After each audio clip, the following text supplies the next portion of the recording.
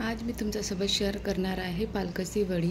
त्यासाठी अगोदर पालक स्वच्छपणे धुवून घेतलेली आहे आणि आता ही जी पानं आहे हे असं एकावर एक फोल्ड करून बघा अशा प्रकारे करायचं आणि फोल्ड करून घ्यायचं, म्हणजे चिरायला इझी होतात आणि बारीक बारीक चिरता पण येते। नाहीतर तुम्हाला जसं चिरता येईल तसं चिरायचं आणि बारीक चिरायचं, थोडा छानपैकी चिरून घ्यायचं, कारण की पालकाची वडी खायला पण पौष्टिक असते। अगर मुलं पालक खात नसेल, पालक भाजी वगैरे किंवा पराठा वगैरे, तर वडी बनवून दाखवा त्यांना आणि खायला द्या, खूप छान आहे आणि खातील बनते।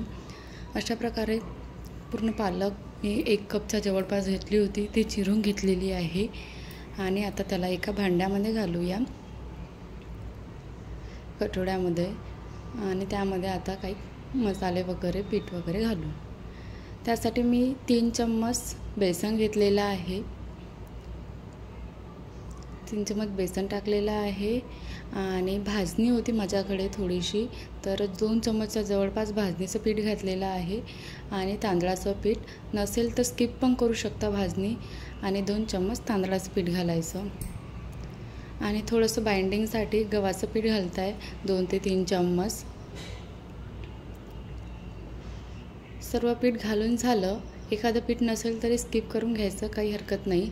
आणि नंतर 3 हिरव्या मिरच्या बारीक चिरून घेतलेल्या, अर्धा चम्मच जिरं आणि अर्धा चम्मचच्या जवळपास अजवाईन हाताने असं मॅश करून घालायचं असं, आणि 1 चम्मचच्या जवळपास आलं लसूण पेस्ट, थोडंसं तिखट, हळद आणि चवीनुसार मीठ घालून थोडीशी तीळ घालायची आणि सर्व मिश्रण एकत्र करून घ्यायचं।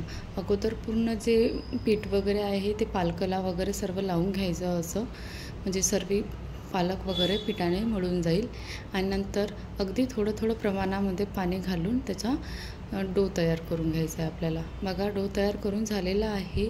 मी एका भांड्यामध्ये पाणी गरम करायला ठेवलं आहे गॅसवर, आणि आता जी स्ट्रेनर असते, चाळणी असते, त्याला ऑइलने ग्रीस करून घेतलेला आहे, आणि जे पालकाचा गोळा असतो जो डो तयार झालेला आहे त्याला आपण सिलेंड्रिकल शेपमध्ये थोडा हाताला तेल लावून घ्यायचं, चिकटणार नाही, आणि सिलेंड्रिकल शेपमध्ये स्टीम करायला ठेवून देऊ। बघा अशा प्रकारे करायचं। तुम्हाला मोठे करायचं असेल मोठे करू शकता, किंवा कोणत्याही शेपमध्ये करायचं असेल तर कोणत्याही शेपमध्ये करू शकता। मी असं सिलेंड्रिकल शेपमध्ये थोडंसं केलं आहे आणि त्याच्यावर थोडं ऑइल घातलेलं आहे, आणि आता याला स्टीम व्हायला 15-20 मिनटं ठेवून देऊ। 15-20 मिनटानंतर बघा शिजलेलं आहे छानपैकी, चिकटत नाही आहे हाताला, छानपैकी शिजलेले आहे। आता त्याचे थंड झाल्यानंतर, गरम गरम याचं नाही, थंड झाल्यानंतर छोटे छोटे पीस कापून घ्यायचे आणि गरम तेलामध्ये फ्राय करायचे। खूप टेस्टी लागतात खायला, आणि आजची रेसिपी तुम्हाला आवडली असेल तर माझ्या चॅनलला सबस्क्राईब करायला विसरू नका। थँक्यू।